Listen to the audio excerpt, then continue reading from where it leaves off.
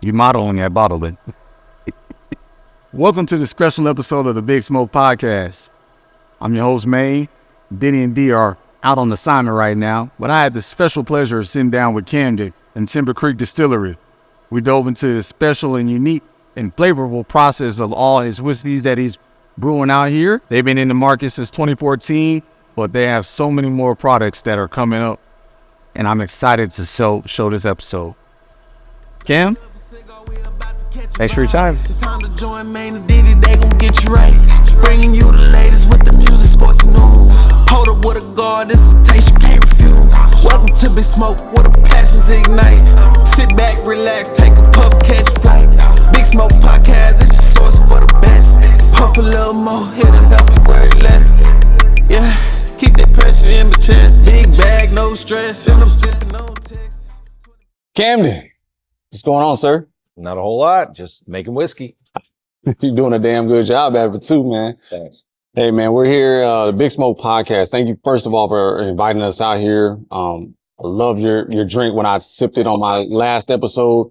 I said, man, let me reach out to them and see if they'll allow me to come to the factory itself and take a look. So thank you again, man. Yeah, we love having people come out and see what we do. Awesome, man. Awesome. So tell us the history about Timber Creek Distillery, man. We want to know, I think the listeners need to know, I think this local community, especially the Crestview, Navarre, Pensacola, Destin area, needs to know that they have a gym right here in our backyard of some damn good whiskey, man. So talk to us about that, man. Yeah, so I used to work as an engineer out in California, Silicon Valley. I worked for all the big tech companies. I worked for Intel, Seagate, Hewlett-Packard, a couple different startups. My wife grew up here in Fort Walton Beach, and my first job out of college was up in Panama City at the Navy base up there as an engineer.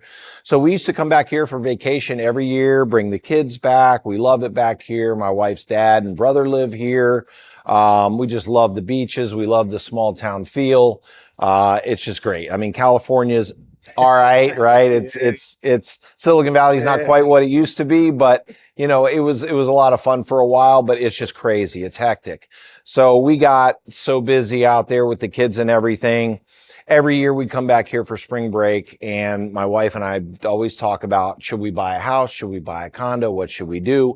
Finally, you know, after 2008, when the market started to crash, housing prices got real affordable. I said, look, let's just buy a house that we want to retire in and get a good deal. And then one day we'll move back here and retire. And then after about a year of me being on the road, every time I went east of the Mississippi, instead of going back to California, I come to Destin, right? So about a year later, I convinced her to pack up, take the kids. We moved to our house in Destin. That was tough. That was a tough conversation. Yes and no. You know, I mean, we had $1 million mortgage on a house in California. You know, things were just crazy. She wasn't happy in her job. So the timing was right. We sold our house out there. We packed up and moved to Florida, and things were good. In the tech world, you know, I can work from just about anywhere. So I said, look, I can work from here, but I'll be on a plane, right? There's no tech stuff going on in Destin, and that's fine. That's the way we want it, right? But I'll be on a plane all the time. I said, I can do that for a few years, but I want to start a business so that I don't have to travel, or at least I can travel on my own schedule, right? So I did that for a few years. I researched some different businesses. One of my neighbors in California actually sent me an email with an article from Popular Mechanics. He said, hey, Cam, check this out. I know you're looking for things to do. I think you'd be really good at this. And it was a story about craft distilling and Tito's and some of the really early guys into the market. And this was 10 years ago, right? So I started looking at it, and I'm like, that's really interesting, right? So one of the things that I learned out in Silicon Valley is almost as important as having the right product is having the right timing in the market. Absolutely. Right? Because one of the companies I worked for, we had a killer product, but we were too early to market. The market hadn't developed, and we burned through $194 million in cash before the market took off. And there was a company that started 2 years after us that was able to reap the benefits. So the company I worked for, we ended up selling the company right before we had to close the doors. We sold it to Oracle for about $200 million, but that's what the investors had put into it. So we made a little bit of money, but not much. This other company that started 2 years after us, they sold 3 months later and got bought for 1.2 billion, right? So timing in the market, right? So timing is important. So I looked at the distilling market and I looked at the craft beer market, right? So if you go back and look at the early days of craft beer out in California, we had a really cool craft beer called Pete's Wicked Ale. Awesome. Too early in the market, right? They didn't get enough customers. They went out of business. 2 years after them, a little company called Sierra Nevada started up in the same area, right? They caught the wave and they went through the roof, and huge company now, right? So I looked at the craft distilling market, and when we started, there were still only maybe 500 or 600 distilleries in the entire country. 10 years before that, there was only 200. So the ramp was just, I'm like, the timing on this is just right, right? So the timing's right. I think the market's interesting. I think there's an opportunity for me to play. But before I could go sink a bunch of money into building a distillery, I'm like, I got to know if I can distill, right? So in the craft beer world, you can make home brew. In the craft wine world, you can make your own wine. You can't make your own liquor. So needless to say, we had to set up a little moonshining operation in my backyard, and we had to do a little practicing, right? So I got it all set up. I'm doing a little practicing, and Aaron, my next door neighbor, was a real estate broker, so he's home all the time, right? So every day I'm like, Aaron, try this. Here's what I did different. Today I did this. Tell me what you think. Try this. So I'm bringing him little mason jars of things to try, and he's like, oh, that's interesting. Oh, yeah. So he started getting interested and looking into it. And then when you make whiskey, it's different than making something like rum and just using sugar, right? So when everybody starts out, they start out with what's called a sugar wash, which is just water and sugar and some yeast and some nutrients and things like that. It's basically crappy rum or moonshine, right? It's awful stuff.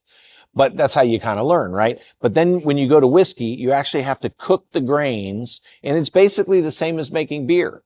So it turns out Aaron was a home brewer. So he had all the home brew equipment. He knew how to cook the grains. He knew how to deal with the enzymes and the yeast. He knew all that stuff, and he had all the equipment. So I was telling him what I'm trying to cook the corn. I'm doing this. I'm doing that. He's like, oh, you need a mash cooler. You need one of these. You need one of those. So he would go get it. And so as it started to look more like beer, he got even more interested in it, right? So we kind of started working on this together a little bit, and we made a little whiskey. And I'm like, okay, now that I've made a little whiskey, let's put it in a barrel and see if it's going to taste any good. So I got me a little 5-liter barrel off the internet, and I filled that thing up. And in the little barrel, it's supposed to mature in about 3 months because there's more surface area. So it's not like an aged whiskey, but you get the barrel flavors from it, right? So we put it in that barrel, and after a month, I'm like, this is awful. And after 2 months, I'm like, this is still awful. And then it's supposed to be 3 months, right? So after about 3 months, I'm like, this is still awful. I'm like, forget it. This is a waste of time. And I let it sit. And after about 4 months, I went back. I'm like, okay, let me try it again. I tried it. I'm like, wow, this is really good. This is really good. So I'm like, okay, I can make whiskey now, right? So then we started planning out what's the process, this, that, and the other. And needless to say, one of the things that I didn't research and didn't understand is that here in the state of Florida, let me make this clear to everybody, here in the state of Florida, it is illegal to own a still or still components for any reason at all. You cannot distill water in Florida. That is illegal. Wow. In most states, you can own a still, you can distill water. In some cases, you can even make ethanol fuel for your tractor, right? They have a fuel permit that you can get, so there's lots of leeway in a lot of the states. There's even a few states where it's now legal to home distill, Arizona and Missouri right now. Florida, no, right? So I had bought some pieces online. And I even called the company. I said, look, do you guys have to turn your customer lists over? How does this all work? They're like, yeah, once a year, we have to give our customers over to the Treasury Department so they can see who's buying, make sure everybody's doing what they're supposed to do. But they're like, look, I've got customers buying from us that are deputy sheriffs, they're FBI agents. I got an ATF agent that buys from me, right? So he's like, look, just don't go out there and try to sell it and make a bunch of money. And that's where they get pissed off, is when you start distributing, right? I'm like, okay, so I got it. I'm not going to sell. I'm just going to practice a little bit, right? Needless to say, because Florida, it's illegal to own anything, the companies give their customer list to the Treasury Department. The Treasury Department then says, oh, we know it's illegal in Florida. Let's go get all the customers who ship stuff to Florida and let's send the list down to Florida so they can go round these guys up, right? So needless to say, about 6 months after I bought my stuff, I got a knock on the door from the Florida ABT, and they said, hey, you know, we know you've got a mile high version, blah, blah, blah, blah, blah, piece of equipment. And I wasn't home at the time. My 9-year-old son was home alone. And he called me up. I'm up in the airport of Atlanta on a business trip. And he's like, Dad, there's 3 state police here looking for you. I'm like, oh, really? What'd they want? Here we go. He's like, I don't know. Something about alcohol and tobacco. I'm like, okay, I got it. He's like, they say anything else? He's like, no, they just asked if you lived here. And I said, yes. And they just asked if you were home. And I said, no. And they asked where I was. And I said, I didn't know. And I said, they say anything else? They just said, tell you they'd be back. I'm like, okay. So I went home and I cleaned house. And I took everything over to Aaron's next door. Yep. And he ditched it, right? So, but we kept talking about it. And then about 6 weeks later, they came back again. They caught my wife in the driveway and they're like, we know he has this blah, blah, blah component and all this stuff. My wife's like, there's nothing in the house. You have to talk to my husband. You know, I don't know anything about it. And then they tried to scare and they're like, there's going to be an investigation and he's going to go to jail and da, da, da, da. Or we're offering amnesty. And if he turns over his equipment, we'll just forget about it. Right. So she's like, yeah, you have to talk to him. So I wasn't home again at the time. I was on another business trip and I came home and Aaron and I are like, okay, we got to get serious. So we went and started putting together our application for the distillery permit. Aaron asked his dad if we could use a piece of property down the road where they had a 5,000 square foot metal building that was not being used. And his dad's like, sure, go for it. You can use that as your distillery. So we put that as our address. We went and turned in our application. And then I got a phone call about 2 days later from the lady who had come by earlier. She said, Mr. Ford, we asked your wife to have you give us a call. How come you haven't called us? I'm like, well, I travel a lot for business. You know, I'm busy. She's like, well, we know you have this mile high something, something, something. I'm like, what'd you do with it? I'm like, oh, I didn't know it was illegal. I threw it out. She's like, oh. I said, by the way, we just filed our permit over in Pensacola with Gary over there. And she's like, okay, bye, click, done. And then interestingly enough, 2 years later, same lady came and did a tour of our distillery. Wow. She's super nice. So yeah, that's how we got started. That's awesome. That's awesome. So I had an old fashioned because I want to do a tasting of your liquors before we continue. I don't know what Aaron put in there, but that was delicious. Yeah. And JB, my cameraman, same sentiments. So let's do a little quick tasting in between questions, if you don't mind. So let me tell you a little bit about our whiskeys before we get into the tasting, Absolutely. right? So I'm an engineer from California. Aaron's a real estate broker and a home brewer. We don't know anything about whiskey, right? So what do you make? How do you make it, right? So we wanted to make bourbon because bourbon's super popular. The market's growing like crazy for the last 20 years. So we want to get it in the market, right? And we wanted to use local grains. We know we got local farmers growing corn. We know we got local farmers growing wheat. What I learned, interestingly enough, is we have a strain of rye that only grows in the state of Florida. It's called Florida 401 Black Rye, hence the shirt. Black Rye matters, right? Because it only grows in Florida. It's really, really unique. And when we get to the tasting, you'll be able to taste that. So bourbon, by law, is mostly corn. It's got to be, by law, it has to be at least 51% corn. So just so everybody knows, there's 4 things that you need to make bourbon. Number 1, it has to be at least 51% corn. Number 2, it has to come out of the still at no greater than 160 proof. Vodka, by definition, must come out of the still at 190 proof or higher. Whiskey has to be 160 proof or lower. The lower the proof means the more flavor it has. So whiskey has flavor, vodka has no flavor, right? Number 3, it has to be aged in new charred oak barrels. Not American oak, but new charred oak barrels. The charring does an important thing to bourbon. The charring of the barrel puts a little layer of charcoal on the inside, which helps clean it up, filter it a little bit. But more importantly, it caramelizes the oak, the sugars that are in the oak, so that when you put the whiskey in there, it's going to pull out those caramel and vanilla flavors, which is why bourbon tends to have those caramel and vanillas compared to something like a Scotch or a Japanese whiskey that don't. Gotcha. Those whiskeys always use used bourbon barrels, so the used barrels don't have as much flavor. And then the fourth thing that you have to do is it has to go into the barrel at no greater than 125 proof.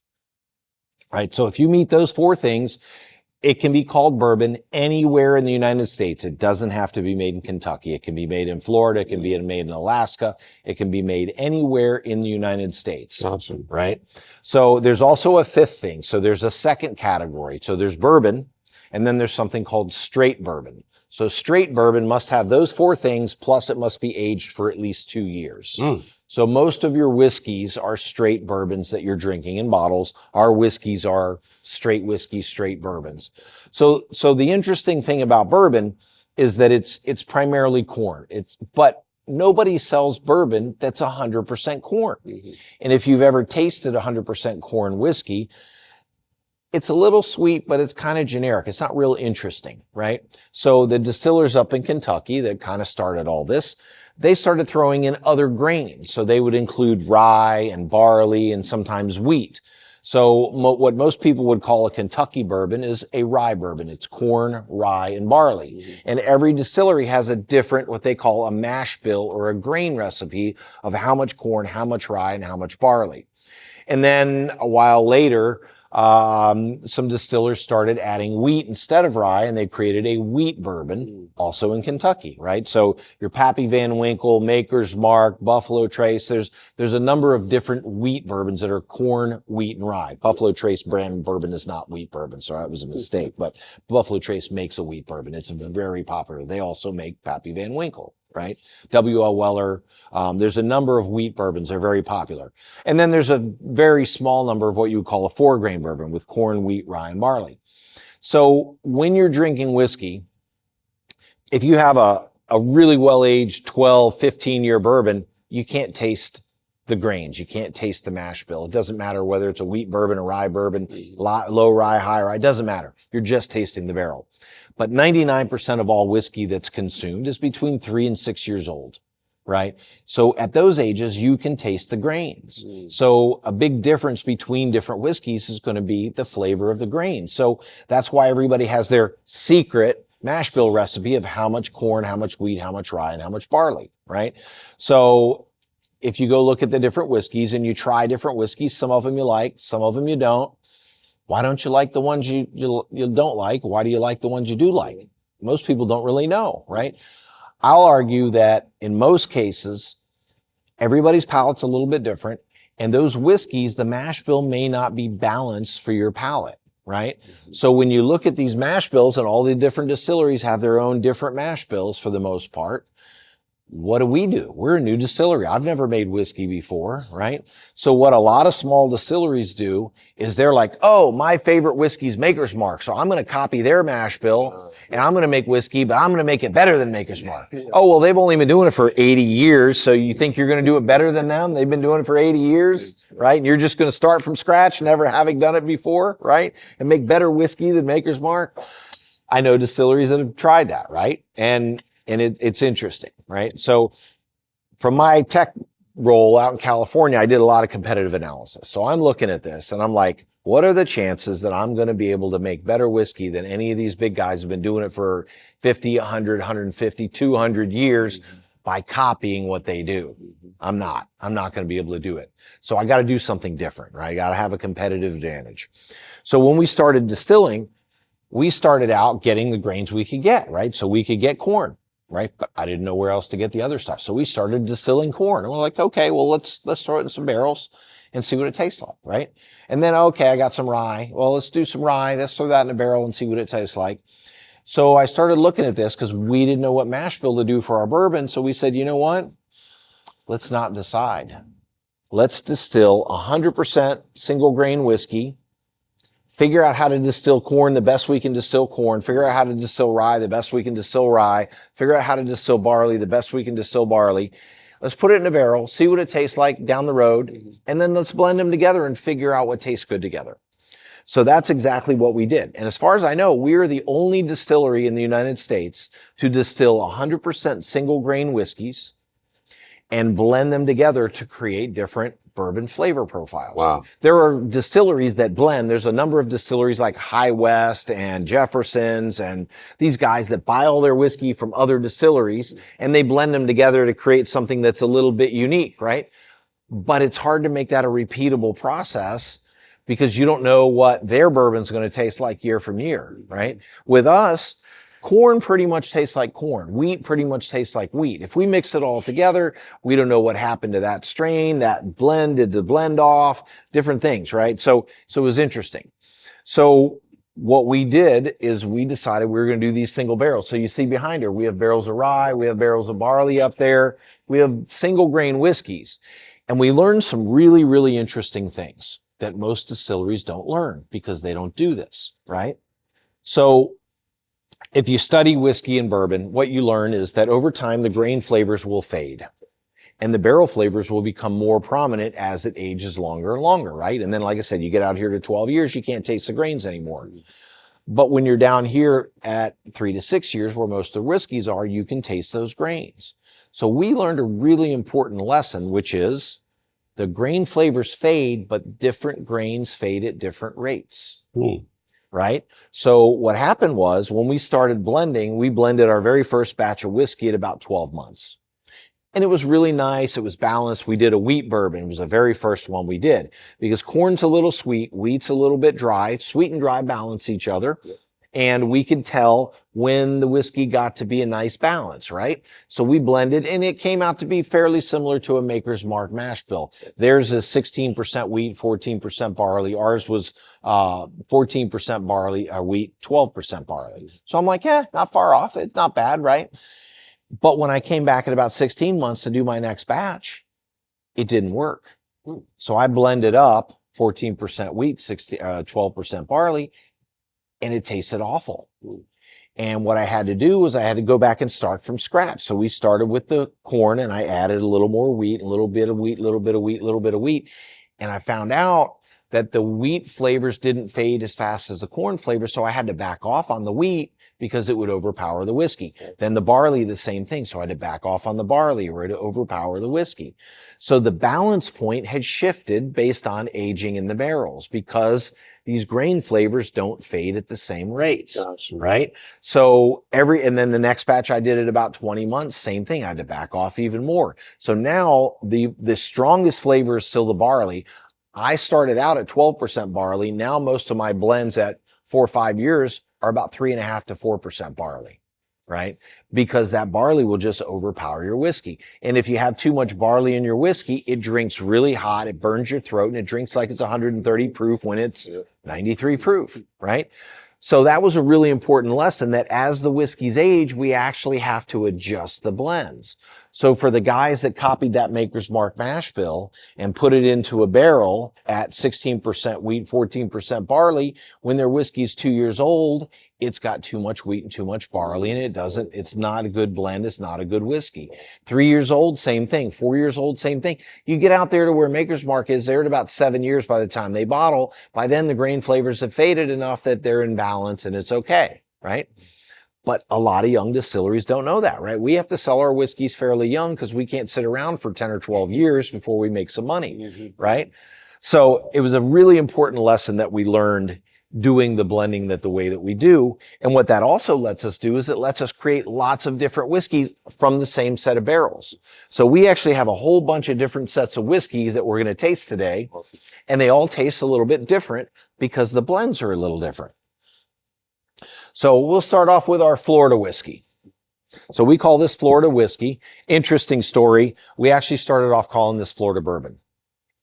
And our whiskey was featured in a men's, what would you call it? It's an online magazine for like gadgets for guys, right? Gotcha. And they're like, yeah, we want to feature your whiskey. He's like, okay, tell me, what is Florida bourbon? I'm like, well, it's bourbon made in Florida. You know, I was trying to think of how can I really describe it and differentiate what we do compared to what everybody else does, right? So we looked at it and we looked at it and we thought about it and we said, look, let's call this Florida whiskey, right? So Jack Daniel's, their whiskey is bourbon, but they decided to call it Tennessee whiskey. And you say, well, what makes Tennessee whiskey different than bourbon? And they'll say, oh, well, we use the Lincoln County process, which is a special process that they use to filter the whiskey that in theory makes their whiskey different. In reality, everybody charcoal filters just like Jack Daniel's. So it's a good marketing spin on it, right? But when I call it Florida whiskey, now I can tell you what we do to make Florida whiskey, right? So when we make Florida whiskey, we distill single grain whiskeys. We don't filter it. We use our limestone spring water to make our whiskey as well as to water down our whiskeys. We age it down here in the heat of Florida, so it ages a little bit different. So it gives me a chance to describe what it is that makes our whiskey Florida whiskey, right? This one happens to be a wheat bourbon mash bill. So this is going to taste similar to a Maker's Mark or a Weller. A little bit sweet, very easy to drink. Wheat bourbons have gotten popular in the last 10 years because the wheat makes your whiskey a little mellower and a little easier to drink. So a lot of people like it just because it's very easy to drink. A rye bourbon, ryes tend to be very peppery. So it's going to make it a little more spicy. But so these have gotten very popular. So give it a taste, see what you think.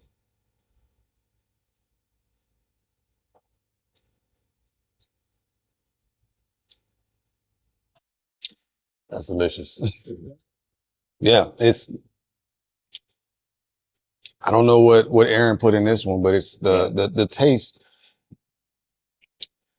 It's not nothing to punch you. Yeah. And that's what I think I like about Timber Creek. The ones that I've tasted. It's not punching in your mouth, but you can taste. Like I'm still tasting it on my palate. My palate is really enjoying every aspect of the sip that I took. So man, that is great. That is great. So there's a couple of interesting things that we do, right? So if you think about craft breweries, when you go into a craft brewery, they have like 10 taps, right? And they got a porter and a wheat and an IPA and a sour and all these different styles of beers, right? And you go in there and you're like, well, I want to try this one. I want to try that one. Do a flight, right? And you're like, oh, I love this one. This one's great. Oh, I don't like that one so much. Craft beers have flavor. When they have flavor, you're going to like it or you're not going to like it, but you're going to have an opinion, right? What Budweiser learned many, many years ago is that the more they dumb the flavor down, the less people have an opinion about it, and they can sell it cheap because they really only make one product, right? They make Budweiser, they add some water to it, and they make it Bud Light, as far as I know, right?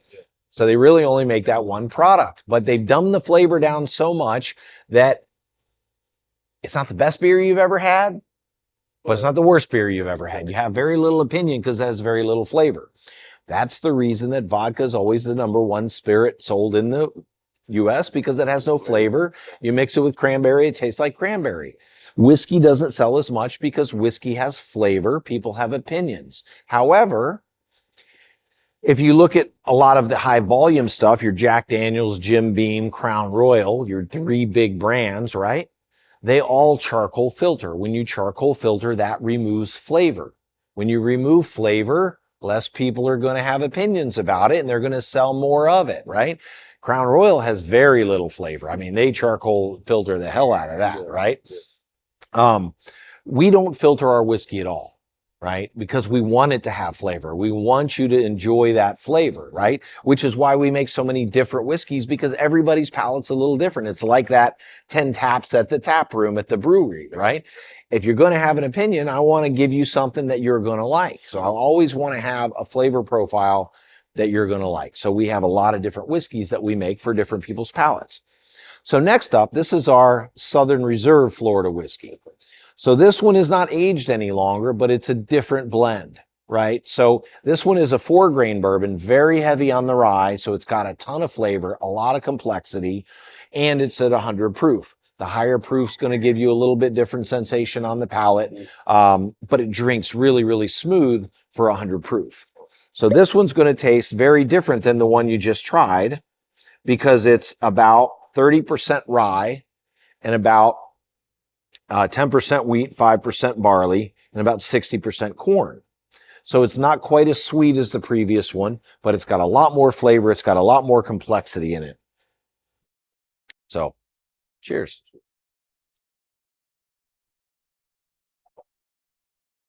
So this is the one we would drink smoking a cigar, right? This has got the right flavor, a lot of complexity. It's a nice sipping whiskey. Even at 100 proof, it's easy to sip. And that's exactly what I was going to say. This one is excellent for a cigar.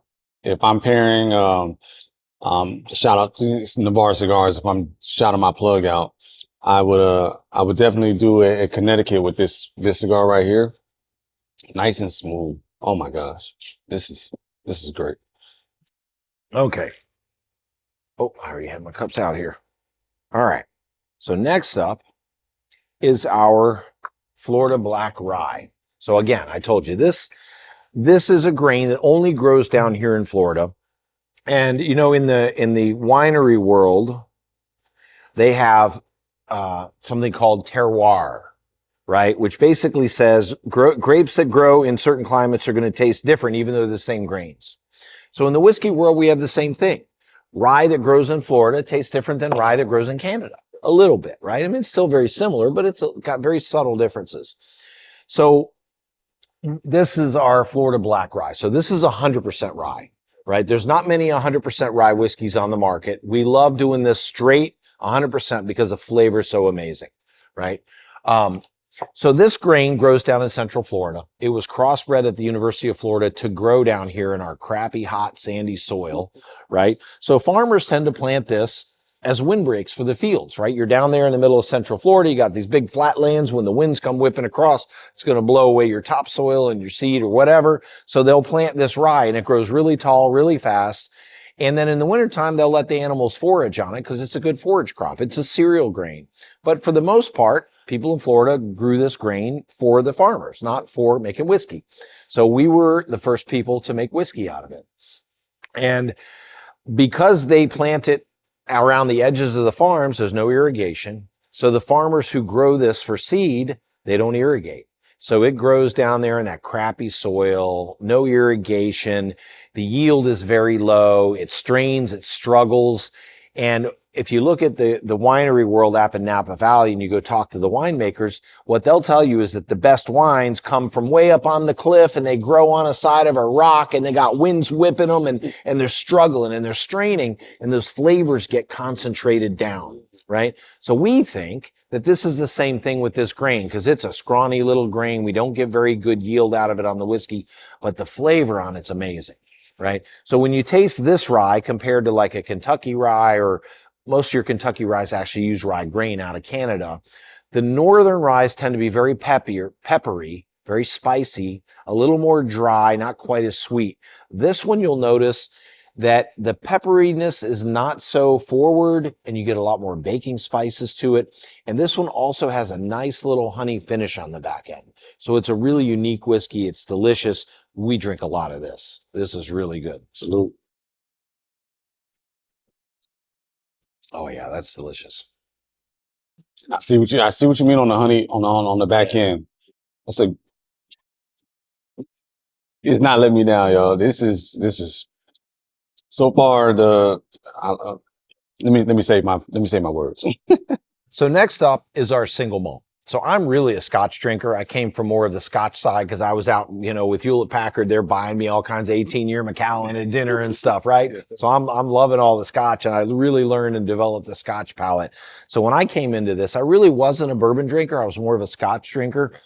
The rye Scotch drinkers also are kind of pretty good rye drinkers. And then you move into the bourbons and they tend to get a little sweeter. So I've been building my palate onto the bourbons, and there's some really good bourbons that I love, but I'm still more of a Scotch guy.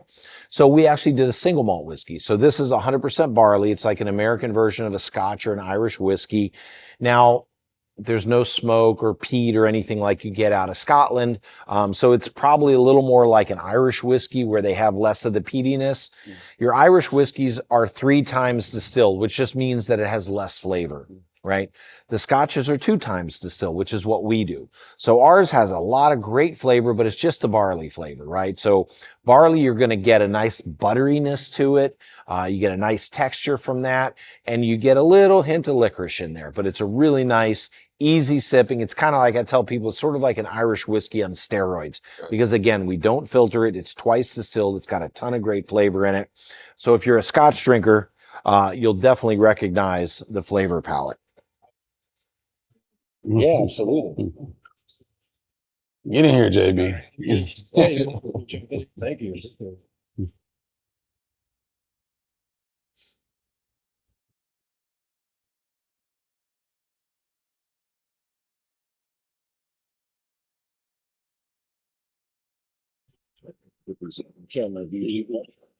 All right. Yeah, cheers. Mm-hmm.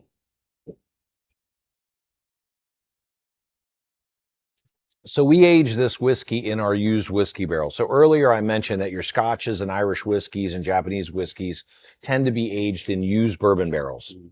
So in order to maintain that kind of flavor profile, not as heavy sweet as a new charred oak barrel, right? That new charred oak barrel is going to give you a lot of caramels and vanillas. I don't want caramels and vanillas in my Scotch, right? So we actually age most of our barley in our used whiskey barrels. Right. So they come out a little lighter, a little less sweet. You can taste the grain flavors a little bit more through them, a little more of that kind of Scotch flavor profile. So another interesting thing that we do, because we have the flexibility to create any kind of bourbon that you want, because we blend these different flavors together, we actually make a number of whiskeys for other people. So one of the whiskeys we make, this is our Big Gus Black Rye Bourbon. This is a whiskey that was blended specifically by the owners of Angelo's Steak Pit up in Panama City Beach. They're the only ones that we agreed to sell it to. They developed the label. It's got Big Gus, the cow that's out in front of their restaurant. So this is the owner up there, George. He really loves high rye bourbons, right? So he blended this to his flavor profile. So they come down here about every 2 months and they blend a new barrel. You can see our Big Gus barrels back here. So they'll come down here and they'll blend to make sure that this is George's flavor profile. Because like I said, every barrel is a little bit different. Because we blend, we can actually create the flavor profile exactly the way you want it. So this is a very high rye, more traditional Kentucky bourbon flavor profile. George likes it at about 40% rye and just a little bit of barley, just to give it a little heat. This one's 100 proof also. So it's got a little burn to it. It's got that sweet Kentucky bourbon flavor profile. This will be much more similar to your Blantons or Basil Hayden's or something like that, right? So It's got a great nose to it. So it's got that sweetness. It's got a little bit of heat to it. They call that the Kentucky hug, right? Gives you nice warmness down in there. So this, again, different from our whiskeys, but we still like to blend it. So with the Big Gus, are you open to more of those collaborations? absolutely. We love doing whiskeys for other people because everybody's got their own flavor profile. Everybody's got their own thing they're trying to achieve. Another one that's really interesting is our 30 millimeter bourbon, right? The A10 on there, huh? Yep. So we actually do this for a pilot, an A10 pilot up in Valdosta, Georgia. Hey, So again, same thing. This is his blend. gotcha. He drives down here every couple of months and he blends up. Well, you can't see it, but back over there, we got the 30 millimeter bourbon barrel. And he designed the label. He's a pilot. He flies it. I'm trying to remember what his call sign is. He texted that to me. Oh, man. But yeah, so he's a real pilot, A10 pilot. He designed the label. He wanted to get in the whiskey business, him and a buddy. And they got a little story about the warthog on the back of the bottle. So same thing. They come down here and they blend this to their flavor profile. Now, this is a wheated bourbon. Very easy to drink, 94 proof. It's going to be a little bit similar to our Florida whiskey. But again, this is not my palate. This is his palate. So he blends it the way that he likes it. So it's just a little bit different than our Florida whiskey, which I blend to my palate. Mm-hmm, mm-hmm.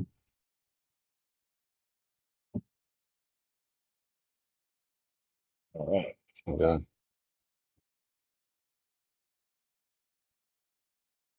Very easy to drink.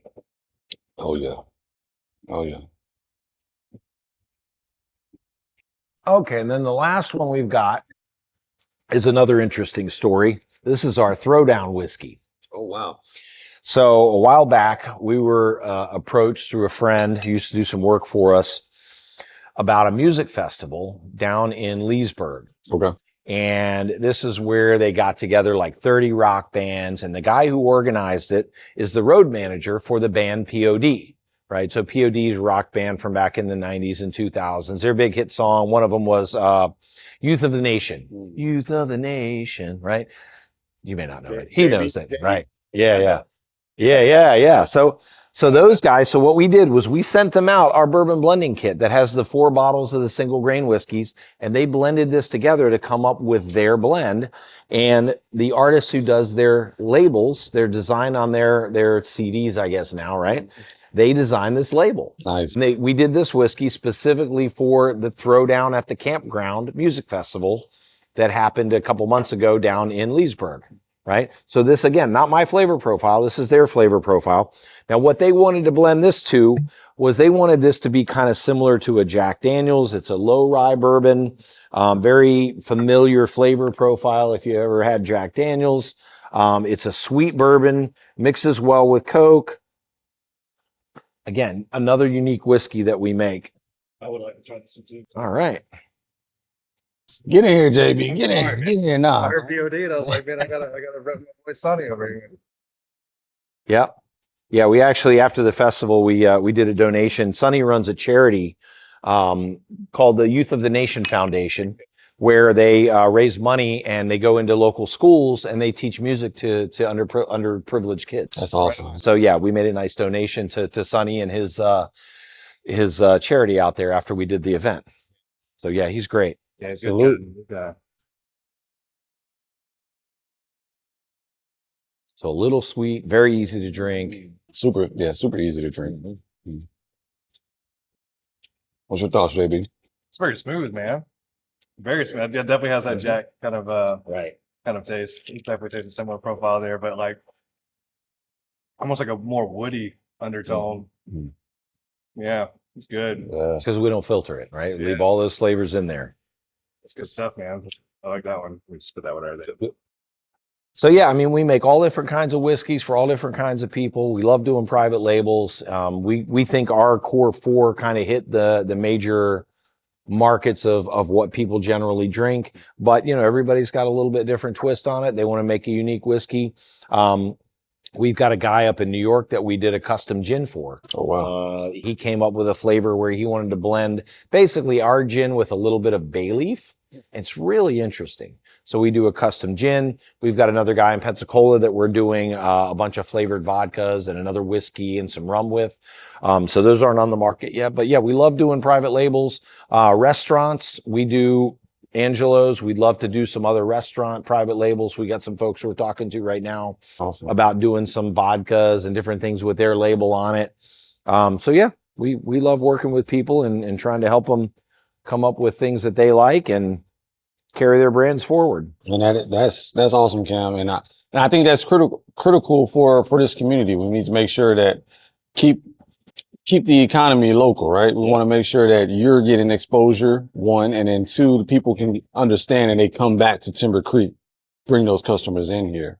So speaking of this Timber Creek, do you guys have events here? You do that bring out, I know y'all see the disc golf. I know that I got a couple of disc golf buddies that have mentioned this place before, but what else do you guys offer out here? Yeah, so we like to do lots of fun stuff out here. You know, the one thing that we have, it's interesting, right? Because if you look at Pensacola, there's like 14 breweries now in Pensacola. Breweries you can do in a city. Distilleries, it's really hard to do in a city because when you just throw Bonnie in the other room because she's the one that causes all the trouble. I had her in the other room and everything was quiet. Yes.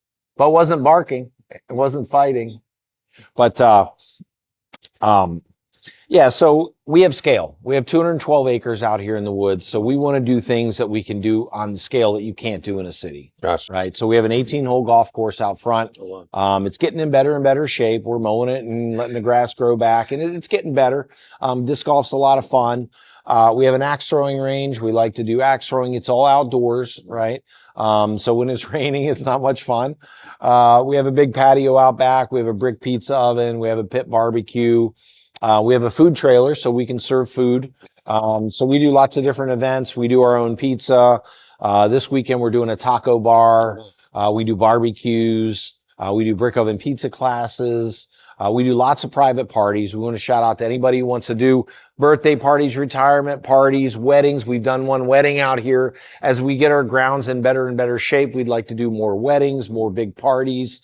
We have a class reunion coming up in a couple of months where they're going to have a couple hundred people in a band out here.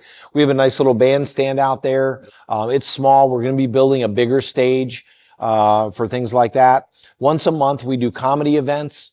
So we get comedians from all over the Southeast, everybody from Memphis to Miami, from Texas to, South Carolina. We get them all over the place, and they're fantastic. So it's different comedians every month.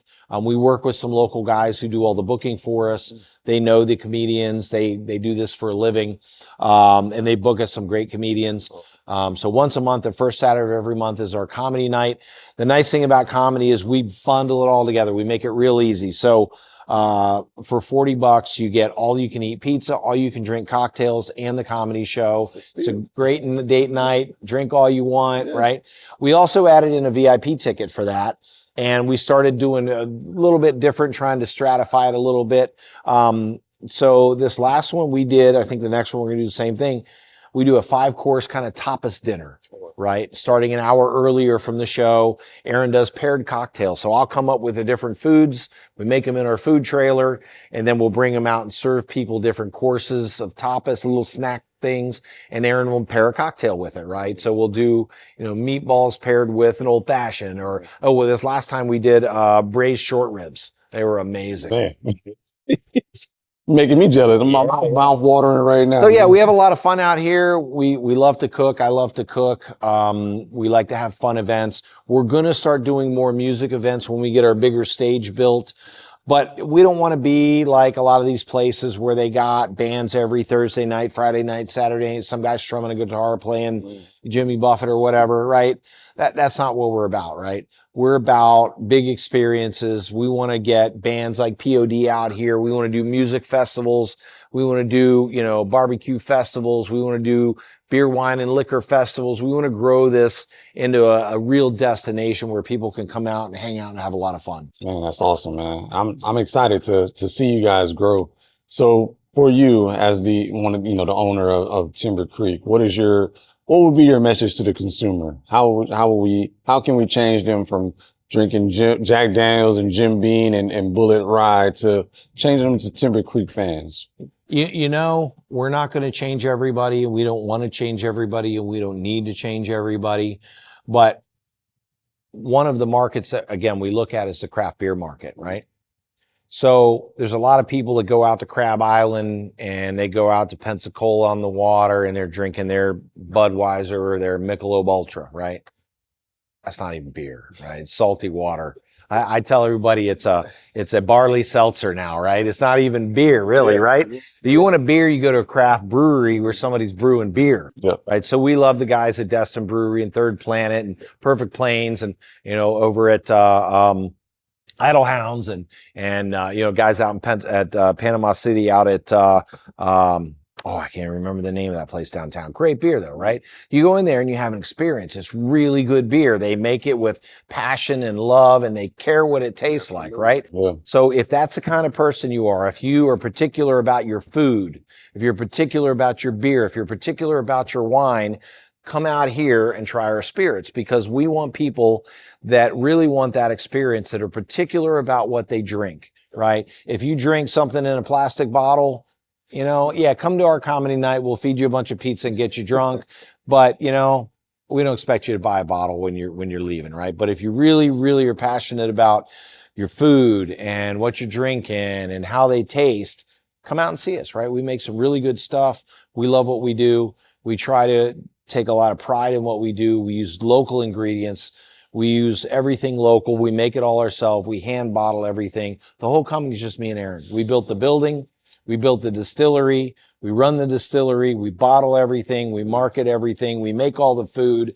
We do it all ourselves. Man, you guys are, to me, living legends, man, because y'all are doing a great thing out here. The whiskey is top notch. This is, JB doesn't know, but I'm copping some bottles for us to go home, you know, make me and him and make sure that we show love to you guys, man.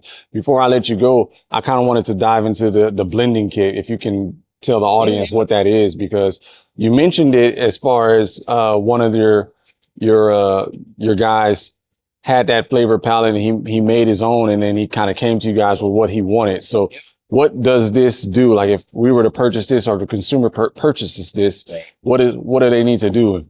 Yeah. So again, this is really interesting. If you're really, really into bourbon, you know, it's funny. There's a lot of people that come in there like, oh man, I'm really into bourbon. We're like, what do you drink? Jack and Coke. It's like, hit the road, bro. Right. But some people are really serious about their bourbon, right? And if you're serious about your bourbon, you're serious about your whiskey, and you want to know what you're tasting and what you like and what you don't like and how to make your own stuff, this is the kit, right? So this kit includes these bottles, but we also throw in here a little kit with the other toys. So inside of our kit, you get, first and foremost, this is our bourbon blending guide, right? And we talked about the mash bill. All the different distilleries have different mash bills. So in the back of our bourbon blending guide, guess what we have? We have a list of your Jack Daniels, your Wild Turkey, all your big bourbons, what the mash bill is, right? Everybody's like, oh yeah, I love this, I love that, right? Here's an interesting tip for people that really like their bourbon but haven't done the homework that much. If you really like something high end, chances are the same distillery makes something low end that's pretty darn close, right? So I like to use Jim Beam as an example. Jim Beam, they have what they call their standard mash bill, 76% corn, 12% rye, 10% barley. But look at all the different whiskeys that they make. These are all the same whiskey. Yeah. When they distill it, it all goes in the barrel the same. They make Booker's, they make Baker's, they make Knob Creek. Most people don't even know Knob Creek is Jim Beam, right? They got their Jim Beam, they got the black, they got their single barrel, they got Distiller's Select, Old Crow, Old Taylor, Distiller's Masterpiece, Devil's Cut, and Jim Beam Bonded, right? These are all the same whiskey. So what makes one of these different than the other, right? So at the top of the heap is Booker's. This is their most premium whiskey that they make, and is named after Booker No, the head distiller, has been there for 40 years or something, right? And his whole family, long line of Beams that have been distilling forever, right? Yeah. So Booker's is the only whiskey that they make that is unfiltered. Like our whiskeys, unfiltered means lots of flavor, right? Then they have Baker's, they have Knobs Creek, they have all these different ones. So what makes them different is the warehouses they have are sometimes 8 stories tall. It's hotter at the top than it is at the bottom, right? So the whiskey that ages at the top is going to taste a little different than the whiskey aging at the bottom. So the difference between all these different whiskeys is the blender. It's the guy who picked barrels from the top, from the middle, from the bottom, from the outside, from the inside. They're all going to have a slightly different flavor profile, right? Now, they're all pretty darn similar, to tell you the truth, right? So if you love your Booker's, you can get you some Baker's for a little bit cheaper, or you can get you some Jim Beam or Old Crow. It's all going to be very, very similar, right? One of the things that I like is I like high rye bourbons, right? So Jim Beam also makes Old Grandad, and they make Basil Hayden's. So Basil Hayden's is high rye. It's delicious, but it's 86 proof. So 86 proof Old Grandad is $12 a bottle. Right? 86 proof Basil Hayden's is somewhere between $40 and $100 a bottle, depending on which one you buy. Right? Now, with Old Grandad, I can get bottled in bond at 100 proof for about $20 a bottle, and I can get Old Grandad 114 proof for $30 a bottle. I would much rather have an Old Grandad at 114 proof than any of the Basil Hayden's, and it's only $30 a bottle, because these are all 86 proof, right? So a lot of the serious bourbon guys kind of call that a starter bourbon, because they're charging you a premium price for a low proof whiskey, right? So you can get the cheaper version at the higher proof. It's fantastic. I love it. So I got 2 bottles on my shelf at home, right?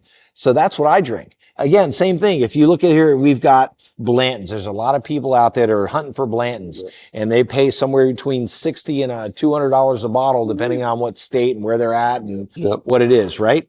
But if you look at what they call Buffalo Trace Mash Bill number 2, there's a whiskey called Ancient Age, Elmer T. Lee, Rock Hill Farms, Hancock Reserve, and Blanton's. These are all the same whiskeys. What makes them different are, again, ages, proof, where they're picked from the warehouse. Most people don't know. If you can find a bottle of Ancient Age, it's a 6-year version of Blanton's. That's $12 a bottle, $10 a bottle. Now, people figured this out, and you can't hardly buy Ancient Age anymore, right? But same thing, right? It's the same whiskey. It's just a matter of proof and age, right? So same thing, Eagle Rare, Old Charter, George T. Stagg, Colonel E. H. Taylor, Stagg Jr., Benchmark, Buffalo Trace.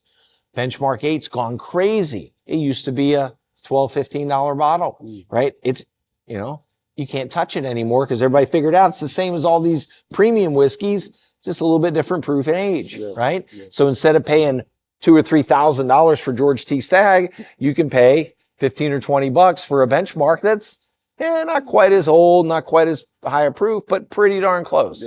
Good stuff. So if you do your homework, you can find whiskeys that are just about as good as those super premium whiskeys, right? Or you can use our bourbon blending kit and you can blend your own. So the other things we include with the kit is we have a little beaker here so you can blend.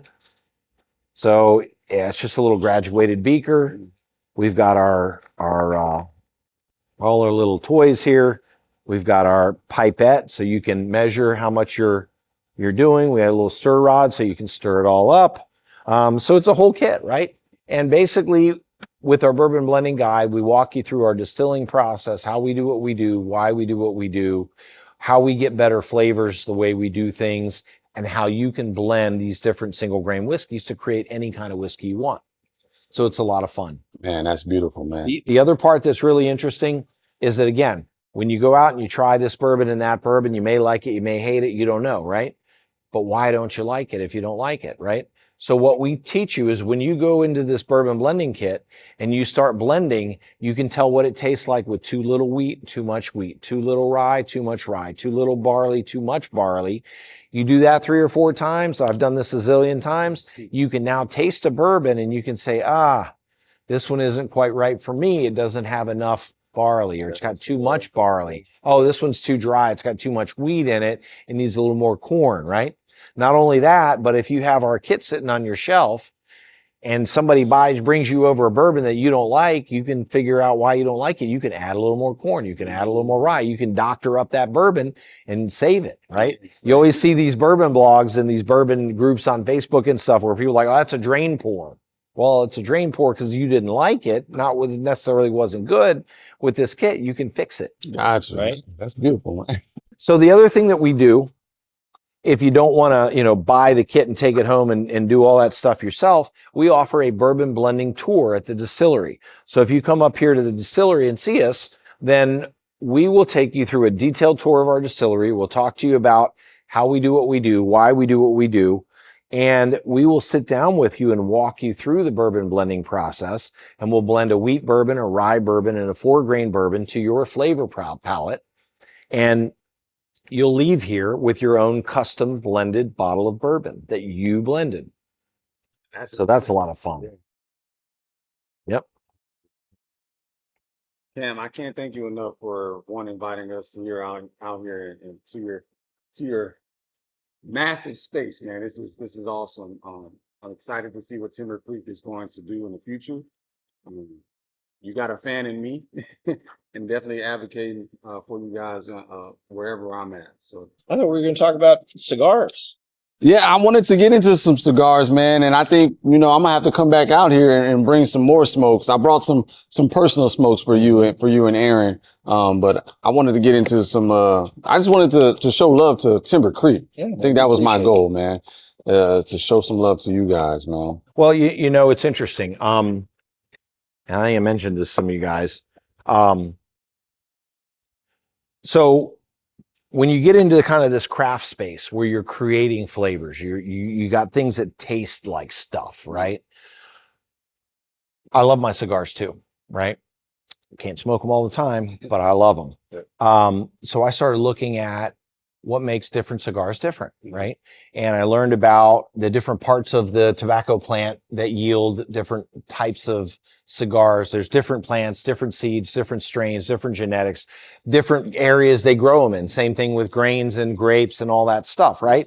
You get stuff that grows in Brazil, you get one flavor. You get stuff that grows in Honduras, you get a different flavor. You get stuff that grows in Cuba or Dominican Republic, it's different, right?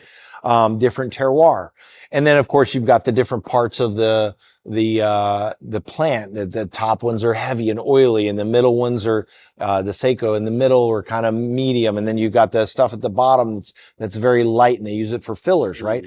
So one of the things I looked at, just like we blend our whiskeys, I started playing around with rolling my own cigars and being able to create your own blends of cigars, right? Because you can do different leaves for filler, different leaves for wrapper, same kind of thing, right? So what I'd love to do is I'd love to figure out what are the right whiskeys to pair with the right cigars. Let's do that, man. Yeah. So yeah, I think we have an in-house roller now. I would love to bring him out here, bring some cigar leaves, bring some fillers, and we kind of have our own. You know, you have your pilot that has his own bottle. Maybe make our own whiskey and cigar combination, man. Yeah, I'll set that up, man. But I really wanted to have this time right now to kind of showcase Timber Creek. I wanted to give some love to you, because I think this is important for not only the community, but for you and Aaron, man. Y'all are doing some hard work, man. And like, I don't know if y'all heard it. He said it before. They built this by themselves. I know JB will get some shots, but this whole space was built by you two. And to me, that's amazing. So we definitely need to give you guys your flowers and show love to you guys, man. We appreciate it, man. Thank you, man. Any last things you want to give to the audience? No, just come out and see us. We have a good time. We like to have fun. We like for people to come out here and have a good time. So we try to do our best to make sure everybody has fun. Yes, sir. All right. Thanks, Cam. All right. Have a good one. Time to join Main Diddy, they gon' get you right. Bringing you the latest with the music, sports, and news. Hold up with a guard, this